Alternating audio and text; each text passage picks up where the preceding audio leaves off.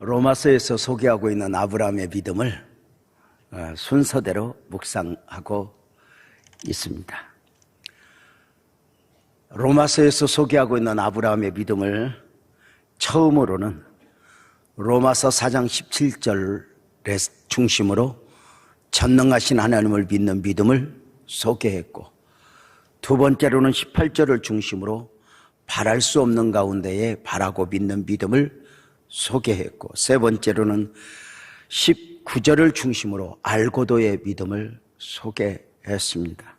네 번째로는 20절, 21절을 중심으로 아브라함의 견고한 믿음을 설교했습니다.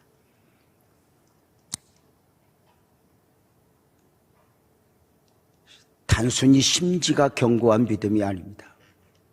말씀 안에서의 견고한 믿음입니다. 아브라함은 하나님으로부터 받은 말씀을 믿음으로, 삶으로 품었습니다. 그 삶의 중심은 언제나 말씀이었습니다. 어찌할 바 모를 때 말씀을 따라갔습니다. 수없이 절망시키고 좌절시키는 요인들 앞에서 그는 말씀을 붙들고 그 말씀이 말씀될 것을 기대하며 의심치 않았다 했습니다. 놀랍게도 아브라함은 최악의 상황 속에서 믿음이 약해진 것이 아니라 믿음을 지켜냈을 뿐만 아니라 오히려 시련이 큰 만큼, 나를 절망시키는 요인이 큰 만큼 점점 성장함으로 아브라함이 아브라함 되어 갔다는 것입니다. 우리가 종종 오해하고 있는 것 중에 하나가 고난이 복이라고 말합니다. 아닙니다. 고난은 복이 아닙니다. 성경을 자세히 보십시오. 고난 자체가 복이 아닙니다. 고난을 극복하고 보니 복이라는 것입니다. 고난 앞에 무너지는 사람들이 많이 있습니다. 고난 앞에서, 나를 절망시키는 요인 앞에서 아브라함은 오히려 믿음으로 더 단단해졌고, 세상적 표현으로 하면 맷집이 더 강해졌고, 그 최악의 상황 속에서 아브라함은 더 큰 파도가 오는 만큼이나 점점 더 믿음으로 성장하여 믿음의 조상으로의 자신을 하나하나 세워갔다는 것입니다. 오늘은 23절, 24절을 중심으로 아브라함의 의에 대하여 설교를 하려고 합니다. 여행을 다녀보셨을 줄 압니다. 국내든 해외든 여행을 가면, 그 나라에 가면 대표적으로 어디를 다녀와야 하는지 그 대표적 명소가 있습니다. 지방을 가도 제주도에 가면 어디를 가야 한다, 여수를 가면 어디를 가야 한다, 뭐 이런 것들이 있습니다. 저도 아직 가보지는 못했지만 프랑스를 가면 파리를 가야 하고, 파리를 가면 에펠탑을 보고 와야 된다, 뭐 이런 느낌들이 있습니다. 아브라함의 믿음 여행에서 반드시 우리가 보아야 할 것이 바로 아브라함의 의입니다. 아브라함의 의. 로마서 4장 22절에 보면은 그러므로 그것이 의로 여겨졌느니라, 이렇게 말씀하십니다. 아브라함이 의로 여김을 받았다는 것입니다. 그런데 이 의는 행위로 말미암은 의가 절대로 아닙니다. 믿음으로 말미암은 의입니다. 신학적으로 표현하면 이신증의입니다. 이렇게 표현하면 이해가 될까요? 행위로 만들어진 의가 아니라 받은 의라, 이렇게 말합니다. 죄인이 의인으로 여김을 받게 된 것입니다. 우리가 성경을 읽으면서 아주 명심해야 할 것들이 있습니다. 정말 마음에 담아야 합니다. 성경을 읽으면서 성경에 나오는 인물이 아무리 대단해도 저들의 행위에 초점을 맞추면 저들이 이렇게 믿었구나, 나도 이렇게 살아야 되겠구나, 여기에 머물면 어쩌면 우리는 성경의 의도에서는 조금은 벗어난 경우라고 할 수 있을 것입니다. 진짜 보아야 할 것은 아브라함이 어떻게 했는가, 다윗이 어떻게 했는가, 그들의 행위도 우리가 또 주목해야 하지만 더 중요한 것은 아브라함이 얼마나 대단한 사람인가가 아니라 그 아브라함, 연약한 아브라함을 아브라함 되게 하신 하나님의 수고, 하나님의 은혜를 볼 수 있어야 하는 것입니다. 설교자로 살아가면서 설교가 정말 힘든 것 중에 하나는, 예를 들어서 믿음의 영웅들에 대하여 설교를 할 때 모세가 이렇게 했어, 노아가 이렇게 했어, 우리도 이렇게 해야 돼. 이 설교는 사실은 누구나 할 수 있는 설교입니다. 이런 설교를 예를 들면 유인정기식 설교라 이렇게 말을 할 수 있습니다. 이순신 장군이 이렇게 했으니 우리도 이렇게 해야 돼, 세종대왕이 이렇게 했으니 우리도 이렇게 해야 돼, 이런 것 말입니다. 그런데 진짜 성경을 보는 것은, 진짜 우리가 성경 속, 성경이 보라는 대로 성경을 보아야 하는 것은 바로 뭐냐면 아브라함의 행위가 아니라 하나님이 아브라함을 어떻게 세워가셨는가, 어떻게 은혜를 입혀신가, 어떻게 아브라함이 아브라함 되게 하셨는가. 물론 열 중에 열을 그렇게 보기는 힘들어요.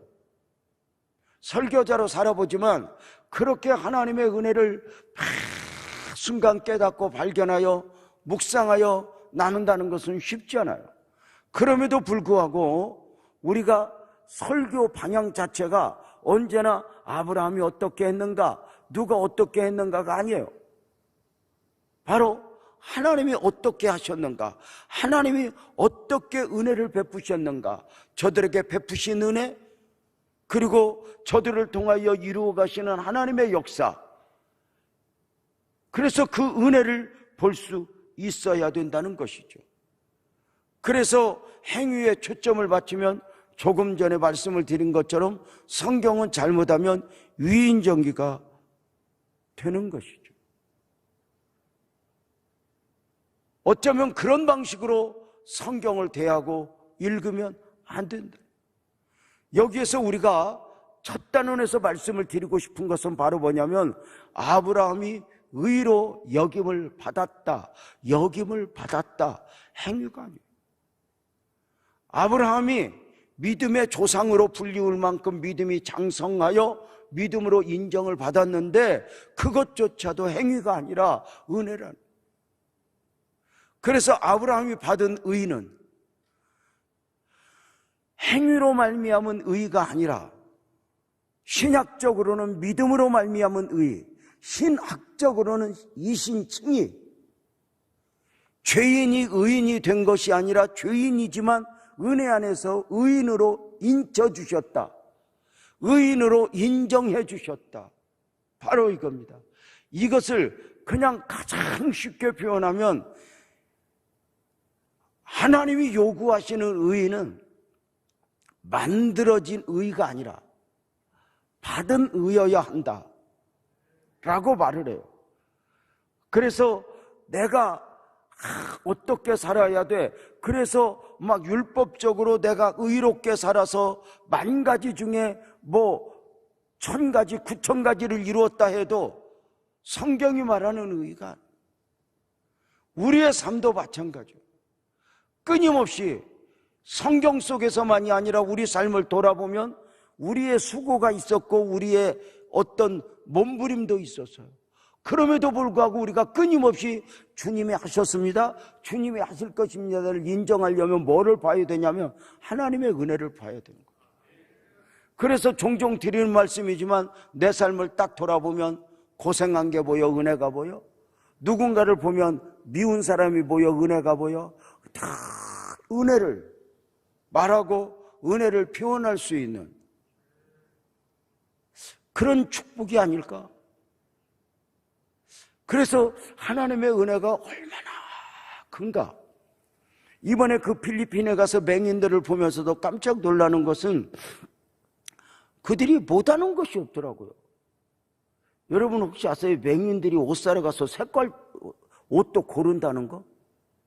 만져보고. 그분들이 얼마나 대단하냐면요, 나무 그늘 밑에서 10년 전에 제가 개척 예배를 드려줬는데 내 목소리를 듣고 내 손을 만지고 알아요. 그러니까 보는 방식도 기억하는 방식도 다 따른 거예요. 우리 선부성전에 있을 때 시각장애우 집사님이 오랜 날 동안 교회 나오셨어요. 딸하고 함께 살아요.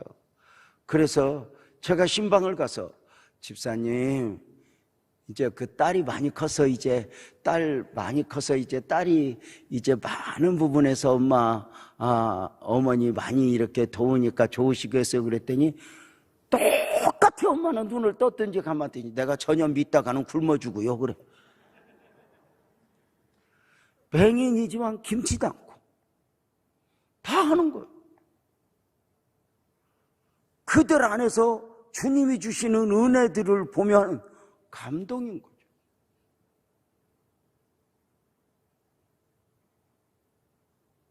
우리가 하나님의 은혜를 입었다 할 때 자격이 아닌 거예요. 내가 이렇게 수고했으니, 내가 이렇게 노력했으니 하나님이 이만큼 은혜를 베풀었어. 그러면 어느 순간 우리는 우리 자신도 모르게 내가 왜 이런 어려움을 당해야 합니까? 내가 왜 이런 아픔을 당해야 합니까? 선교사로 갔다고 해서 네가 내 일하면 내가 네 아무 이렇게 해줄게 아니더라고요. 이번에 가서 선교사님 몇 분 만나뵈지도 못했는데 거기서 사역하시는 분들 중에 제자 선교사는 아내가 하늘나라 갔고, 우리 교회 자주 와서 함께 예배드리는 노 선교사님은 남편이 중풍으로 마비가 되어 있고,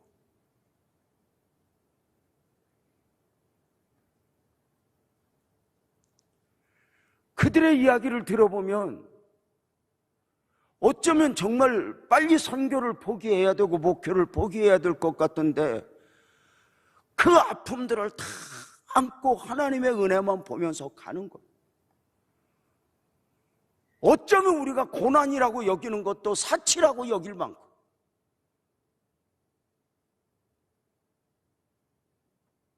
맹인교회 가서 이번에 알게 된 것이 엄마가 맹인이면 자손은 100% 맹인이래요. 유전맹인.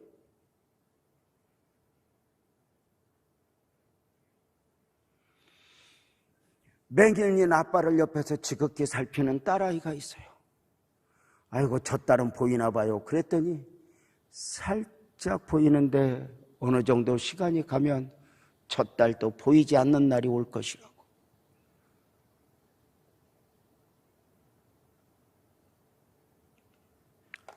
사랑하는 여러분,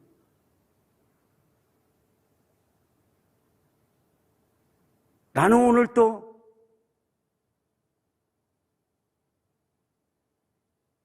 행위로 말미암음, 내 행위 아니라 내가 만드는 은혜가 아니야. 받은 은혜.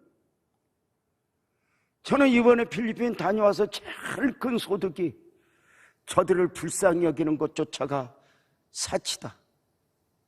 내가 밥 한 끼 더 잘 먹고 내가 좋은 자동차 타고 옷 2벌 있다고 해서 내가 저들보다 과연 행복할까?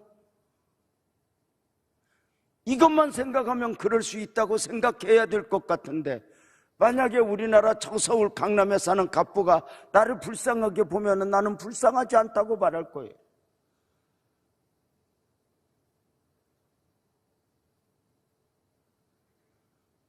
우리는 다시 정리하면 아브라함의 의는 만들어진 의가 아니라 받은 의였다. 신약적으로는 믿음으로 말미암은 의이고 신학적으로는 이신칭의였다. 이제 우리는 두 번째 단락에서 나에게 임한 은혜를 보는 것이죠. 나의 다 된 것은 하나님의 은혜로다. 23절 24절 말씀을 한번 같이 읽어보겠습니다. 시작.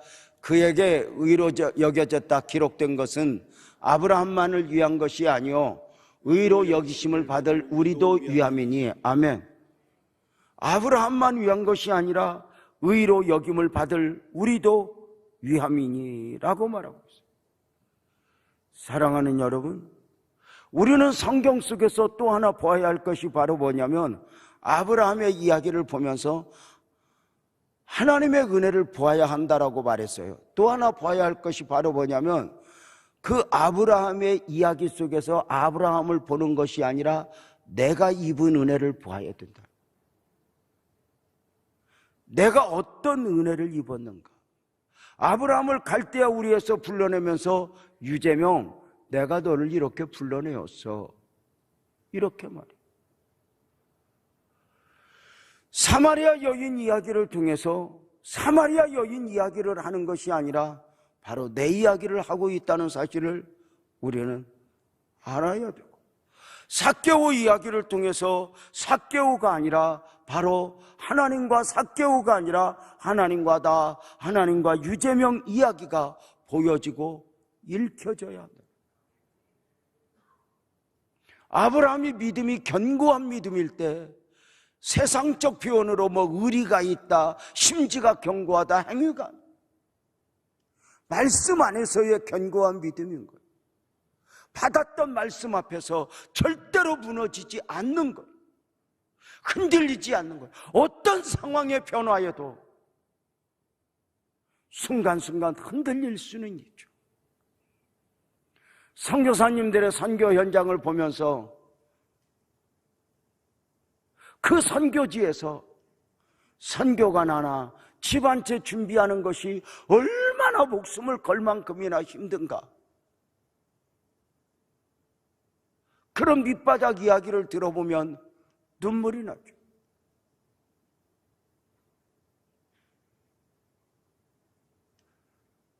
자주 했던 말 중에 하나가 흔들리지 않고 피는 꽃은 없어. 상처 없는 독수리는 없어. 아픔이 없는, 아픔의 경험이 없는 목사도 선교사도 없어. 우리는 어떤 일들 앞에서 왜 이렇게 말하기 전에 당연하다고 여기고, 앞서 경험했다고 여기고, 또 이기고 또 이겨야 해요. 사랑하는 성도님들, 아브라함의 이야기를 기록한 것은 아브라함을 위해서가 아니라는 거예요. 아브라함만을 위해서가 아니라는 거예요. 아브라함에게 은혜를 베푸실 때 아브라함만을 위한 것이 아니었다는 거예요. 유재명, 내가 너에게 이렇게 은혜를 베풀었어. 요승, 내가 너에게 이렇게 은혜를 베풀었어. 이것이 은혜가 아니라는 거예요. 이번에 필리핀 다녀왔는데 유임 목사님 이렇게 이야기해요. 목사님, 여전히 부족하지만 어찌해야 할 바 모르지만 그저 하나님을 믿는 믿음으로 한 걸음씩 가렵니다. 내가 아니죠.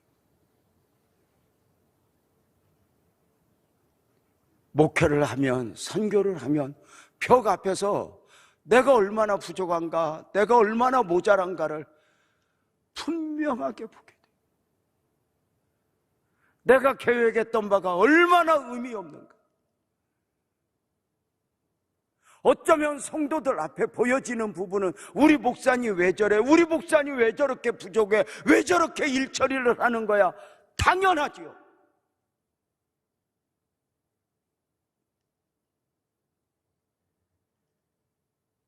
그런데 그게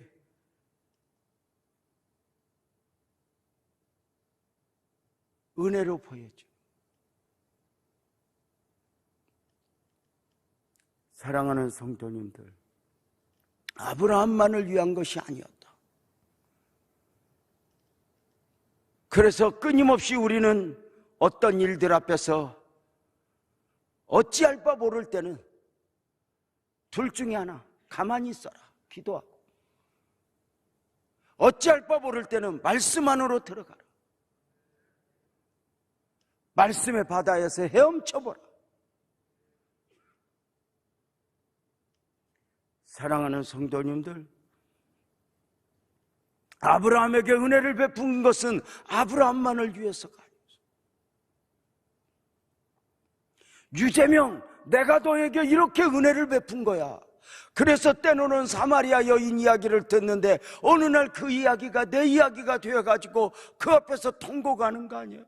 간호마다 현장에서 잡힌 여인의 이야기를 듣는데 왜 그 이야기가 내 이야기로 들려요? 설교자가 설교할 때 제일 잘하는 설교는 어떤 설교인가? 목사님이 우리한테 말씀하시네가 아니에요. 나에게 말씀하시네, 이거단 말이에요. 근데 이것은 대중을 앉혀놓고 하는 설교가 그리 될 수는 없잖아요. 하나님의 말씀이니까 한 분 하나님이 찾아가셔서 여러분을 만져주시고 여러분을 축복하시고, 내가 너 이만큼 사랑해, 내가 너에게 이만큼 은혜를 베풀었어 아시는 거죠.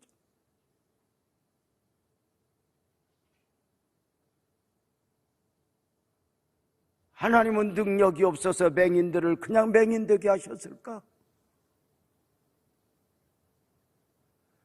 우리나라 참 소외받는 소록도 나환자촌, 그 나병 환자들 촌이 있는 것처럼 이번에 마닐라에 가니까 맹인촌이 있더라고요.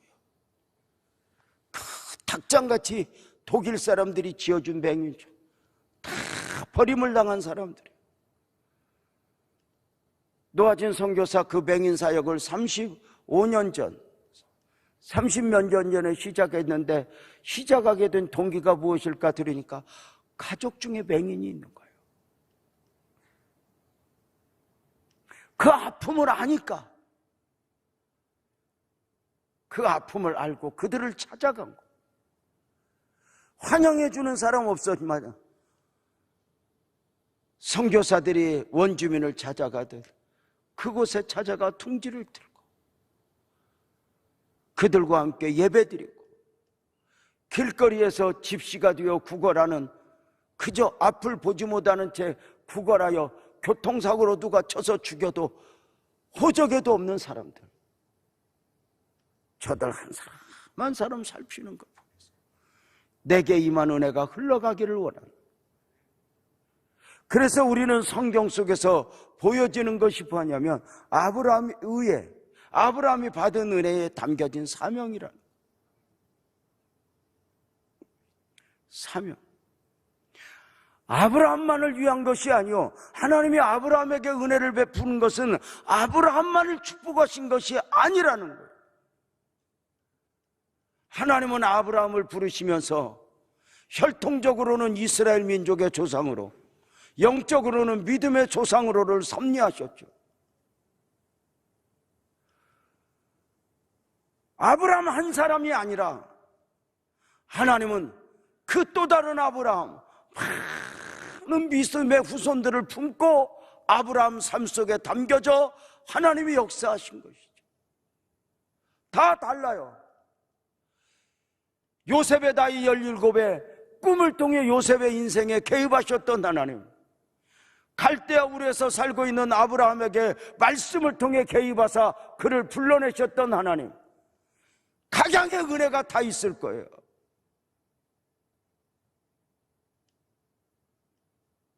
여러분의 목사는 평범하게 살고자 했던 유재명을 어느 날 생각지 않게 목사님을 통해서 네 얼굴에 목사가 보인다, 목사를 해라.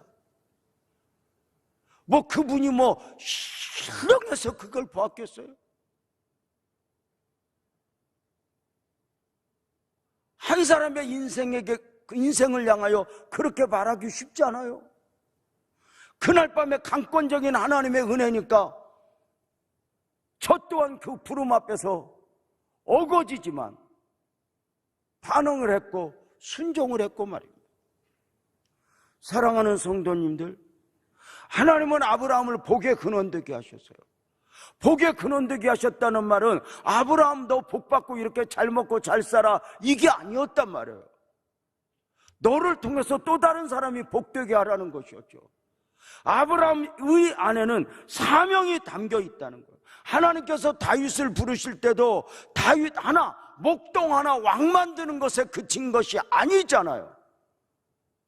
아브라함과 다윗의 자손 예수 그리스도의 세계라를 섭리하시는 가운데 다윗을 통해서 위대한 일을 시작하시잖아요. 아유, 목사님, 나 같은 것이요? 내 나이가 몇인데요? 아브라함도 그렇게 생각했어요. 아유, 나 같은 것이요? 나는 부모에게도 인정을 받지 못하는데요. 다윗도 그렇게 생각했었어요. 나는 여잔데요. 성경에 예수님 계보에 나오는 여인들 이야기가 어떤 이야기예요? 예수님 계보를 보면서, 족보를 보면서, 여인들의 이야기를 보면서 아, 나도 이 족보 안에 들 수 있겠구나 생각할 수 있는 거잖아요. 사명이라는 것, 하나님이 주신 은혜, 하나님이 주신 축복 안에는 사명이 담겨 있어요. 나 혼자 잘 먹고 잘 살고 누리고 그저 은혜야 은혜, 여기에 머물면 안 되겠더라, 그 말인 거죠. 때로는 하나님이 억지로라도 사명을 받게,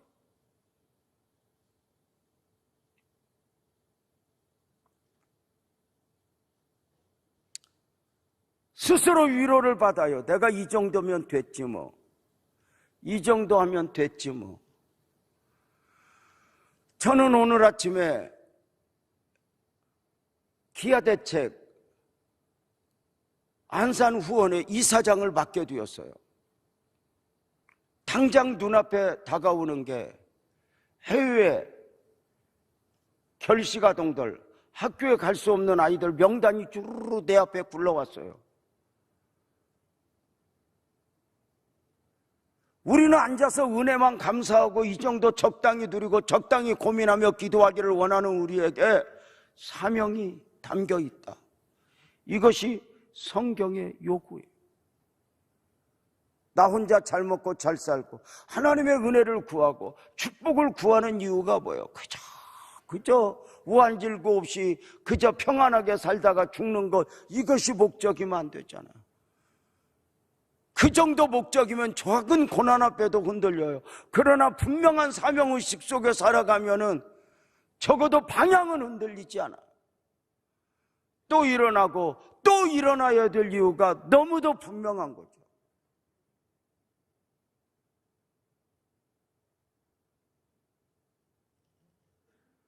보니까 우리 성은식 장로님이 선교사로 이미 내외분이 헌신하기로 작정하셨어요. 저분들이 사역의 현장, 그 교회가 10년 전에 저희가 가서 개청 예배 드렸던 교회를 아마 가자마자 이제 성은식 장로님이 내년 10월경 12월경 가시게 되면 아마 그 교회부터 섬기게 될 것 같아요. 벌써 인사하고 올 때 성은식 장로님, 목사님, 나 이 교인들 한 70% 다 얼마나 이미 다 사귀었더라고요. 그러면 내가 이렇게 가면은 하나님이 나머지 다 책임져 주시면 좋겠다 하지만 그들이 겪은 아픔 함께 겪고 울고, 사명이죠. 아브라함만을 위한 것이 아니라 나를 위하였다. 아브라함에게 베푼 은혜는 그 안에서 나에게 베푼 은혜를 받고, 나에게 베푼 은혜 안에서 또다시 무엇을 보니까 사명을 보는 거죠. 우리가 받은 은혜 안에서 만족하면 이스라엘이 했던 실수를 반복하게 돼요. 이스라엘은 하나님으로부터 택함의 은혜를 받았어요. 저들은 선민이었어요. 근데 안타까운 게 뭐죠? 저들은 특권의식에 사로잡혔어요. 하나님을 이스라엘만 하나님으로 묶어버렸어요. 그러나 하나님은 아브라함을 부르실 때 열국의 아비, 그를 통하여 위대한 역사를 구원 섭리 가운데 시작하셨던 것처럼 하나님이 이스라엘을 택한 민족 삼은 것은 이스라엘을 통해서 온 우주의 하나님이 되기를 원하셨지 이스라엘만의 하나님으로 멈추기를 원하지 않았다는 거예요. 근데 자기들이 그래서 우리는 선민이야라고 말할 때 이것이 사명의식으로 무장되었다면 저들은 하나님의 마음을 읽을 수 있었을 거예요. 온 우주를 품을 수 있었을 거예요. 근데 저들은 특권의식에 사로잡히게 됐어요. 우리가 하나님의 은혜를 입고 나는 이 정도 대접받아야 돼, 나는 이 정도 인정을 받아야 돼, 나는 이 정도 은혜를 누려야 돼. 어느 선이 있어요? 이해할 수 없는 일들이 얼마나 내 앞에 밀려와요.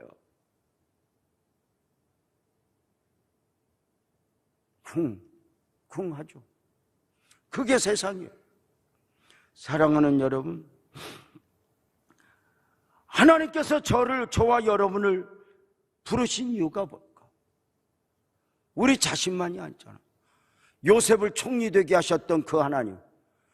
요셉은 욥기서 창세기 45장 5절에서 자신의 삶을 이렇게 고백했죠.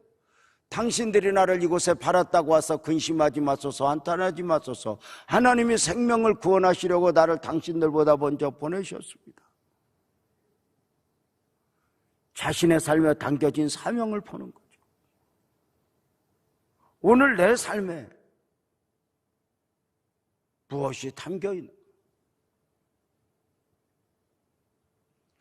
오늘 아마 철야 예배 드리는 그 학생들 중에도 매주 토요일이면 가서 쓰레기 주우면서 그 이주민교회 섬겨주면서 하는 아이들도 있어요.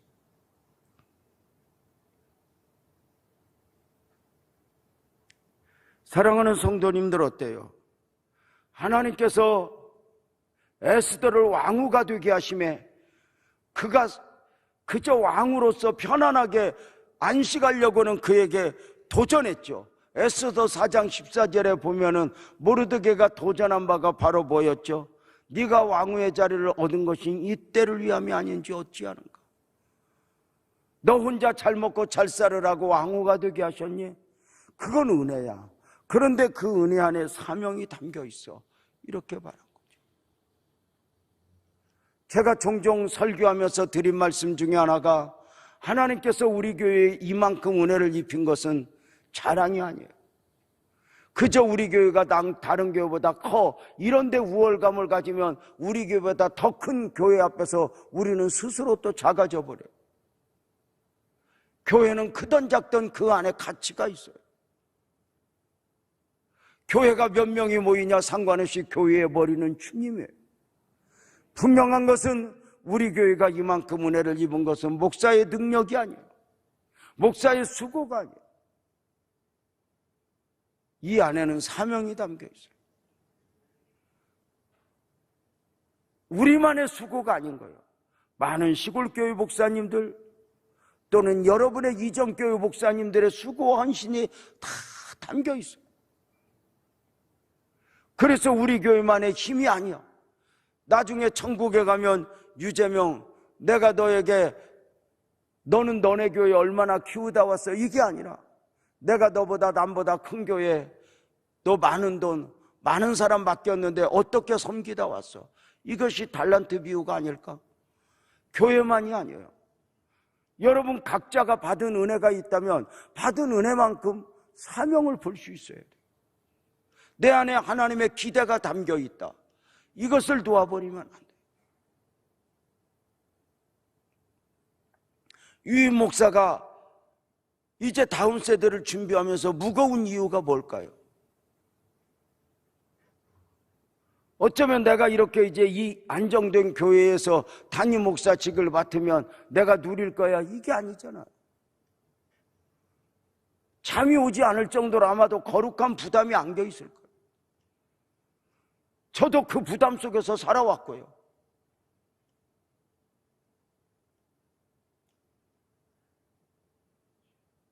우리는 욥의 안타까움이 보여요.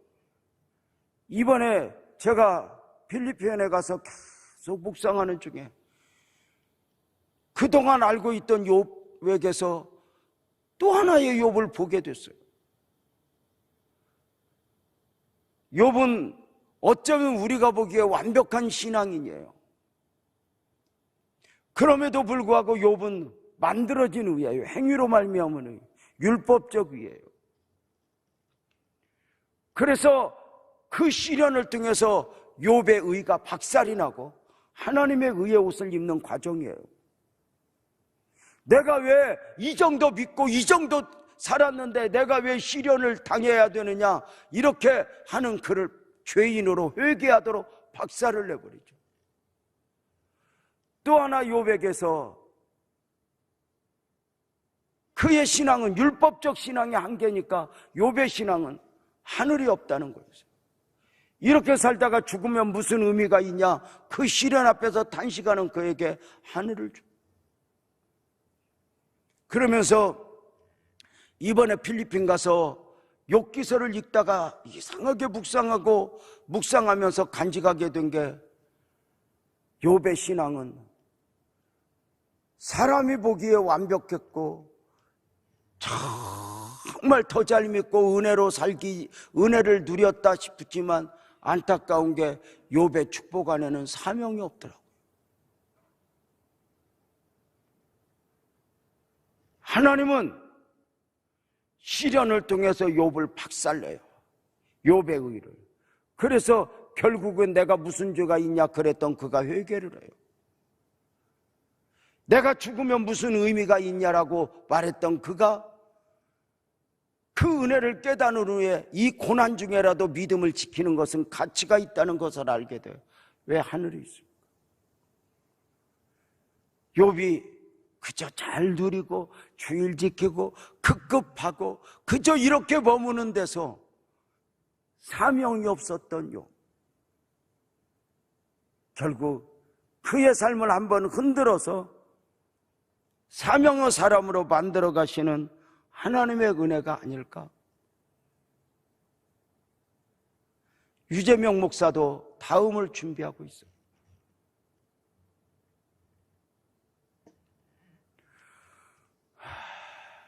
그냥 지나가는 말로, 목사님 은퇴하시면 뭐 하려고 그래요? 아이, 놀 거야.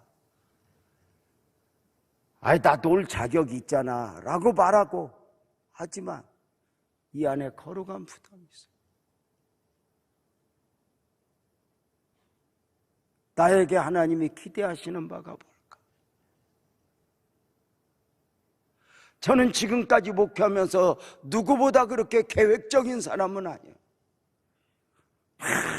우리 비전을 설계하고 막 이런 적 없었어요. 왜? 그런 꿈을 꾸기에는 내 앞에 문제들이 너무 급하게 해결해야 될 아픔들이 너무 많았어요.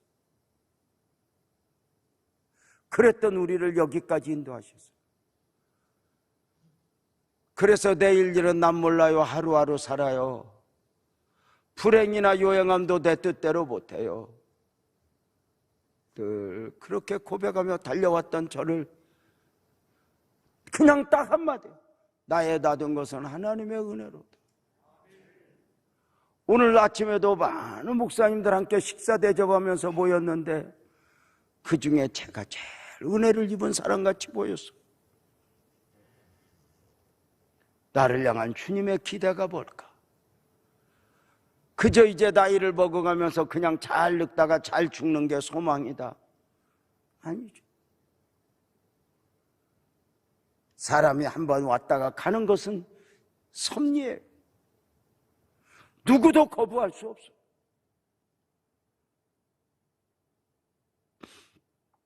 사랑하는 성도님들, 놀랍게도 믿음의 조상 아브라함은 사명의 사람이었어요.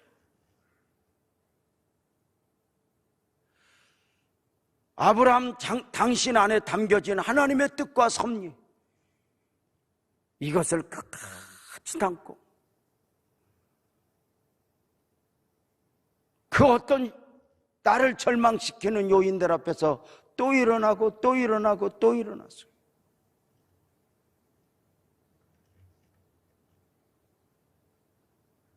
이번에 안산시 기독교연합회 회장 되신 목사님이 제 앞에 와서, 저보다 형님이에요, 나이가 몇 살인데, 목사님, 제가 안수 집사 때 제가 선부성전에서 몇 년 신앙생활 했습니다. 목사님, 그때 받은 은혜로 제가 신학을 하게 되었고 목사가 되었습니다. 그리고 기독교연합회 회장이 되었습니다 하는데, 저도 모르는 사이에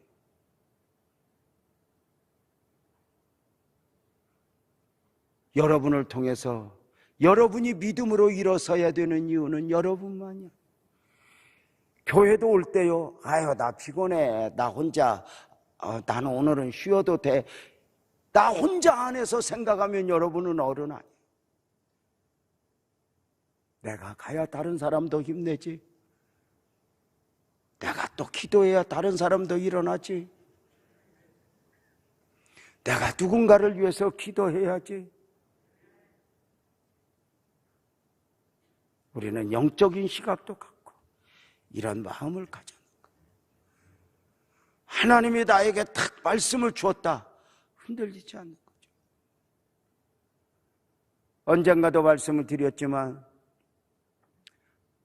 저는 하나님이 나를 안산에 보내셨다, 그리고 이곳에 교회를 심으시고 하나님이 지금까지 사역하게 하셨다, 여기에서 정말 만분의 1이라도 흔들려 본 적 없어요. 제가, 어떤 분은 목사님, 제가 이동성전에서 유임 목사로 위임을 받을 때 집사님 중에 한 분은 정식으로 제게 와서 그랬어요. 목사님 위임 받지 마세요. 그래서 또 왜 싸가지가 뭐라 그러나, 왜 위임 받지 말라고 그랬더니 얼마나 나한테 좋은 소리 해주는, 목사님은 안산에 계셔야 할 분이 아닙니다. 서울 가서 한번 꿈을 피십시오. 서울 가서 마음껏 목회하십시오. 목사님 꼭 그렇게 하십시오. 목사님은 제가 볼 때 여기 계시면 안 됩니다. 여러분도 아멘을 안 하잖아. 아이고, 근데 그런 말 앞에서도 이만큼 흔들림이 없어요. 하나님이 나를 이곳에 보냈어. 그것이 그 많은 시련들 앞에서도 흔들리지 않고 하나님을 볼 수 있었다는 게 은혜였다는 것 같아요. 우리 교회가 선부성전에 있어서 가장 힘들 때, 우리 아내도 가장 많이 아팠고 교회적으로 사건 사고로 얽혔을 때, 어느 주일날 예배를 드리는데 우리 교회에서 못 보던 제품들, 그 몇 분 신사분들이 예배를 드리러 왔는데 어디서 보던 장로님들 같아요. 예배 마치고, 목사님 우리 좀 뵈요. 가서 뵀더니 제가 부흥회 갔던 교회, 저를 통해서 가장 많이 은혜 받았다고 했던 당시 700명 모이는 교회, 새성경 건축을 준비하는 과정 중에 목사 유고가 생겼어. 목사님, 우리 교회 당회에서는 목사님을 모시기로 결정했습니다. 교회 어려움을 당하고 있는 줄 압니다. 목사님 다 내려놓고 우리 교회로 오십시오. 우리 당회는 만장일치로 목사님을 받기로 했고, 성도들에게 이야기하면 목사님한테 받은 은혜가 있으니 목사님은 우리 교회에 오셔서 꿈을 펼치실 수 있습니다. 그랬어요. 저는 그 이야기를 듣는 순간, 딱 청빙을 받는 순간 마음속에 이거 유혹이다 싶은 생각이 딱 들더라고요. 그래서 안 됩니다. 왜요? 그랬어요. 제가 그랬어요. 저는 아무리 힘들어도 우리 성도들 보고 나와 함께 하자 했는데, 이 힘들고 어려울 때 내가 간다? 이것은 아닙니다. 나는 갈 수 없습니다. 설득하다 하다가 그 장로님이 전화번호를 주면서, 목사님 한 달간 기도하겠습니다. 목사님도 기도하십시오. 제가 보시겠습니다. 그리고 그렇게 하겠습니다. 그러고 보낸 뒤에 제가 그 전화번호 찢었어요. 그리고 우리 아내한테 이야기 안 했어요. 타락한 여자가 가자고 할까 봐.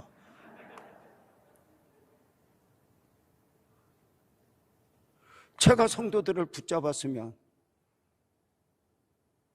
제가 저 좋은 데 있다고 가요? 아니죠. 색깔이 다를 수는 있어요. 그러나 분명한 것은 우리들이 이렇게 삶을 살아가면서 다른 사람보다 부족해요. 내일 일에 대한 계획도 없고 나는 왜 이럴까?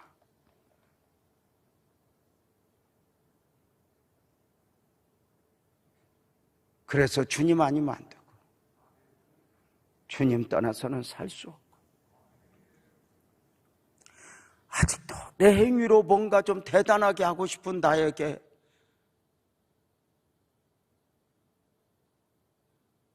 너는 그런 방식 아니야. 내년을 설계하고 있는 여러분, 내년을 계획하는데 그 계획에 혹시라도 그저 아무 일 없이 잘 먹고 잘 살고 애들 학교 보내고 이런 차원에서 머물러 있습니까? 아니면 그 안에 하나님의 원하심을 담고 있습니까?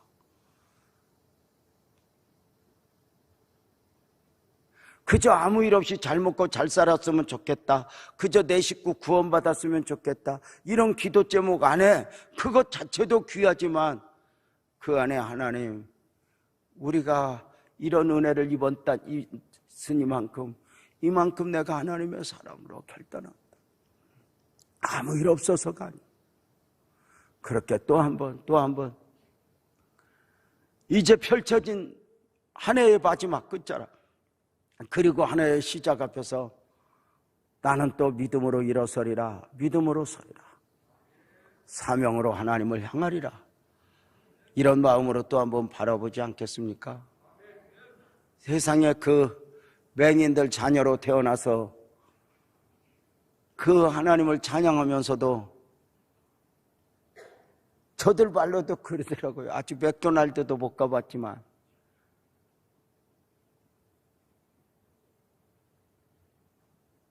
그러면서도 그 아이들이 그 해맑은 얼굴로 하나님 우리를 쓰시옵소서.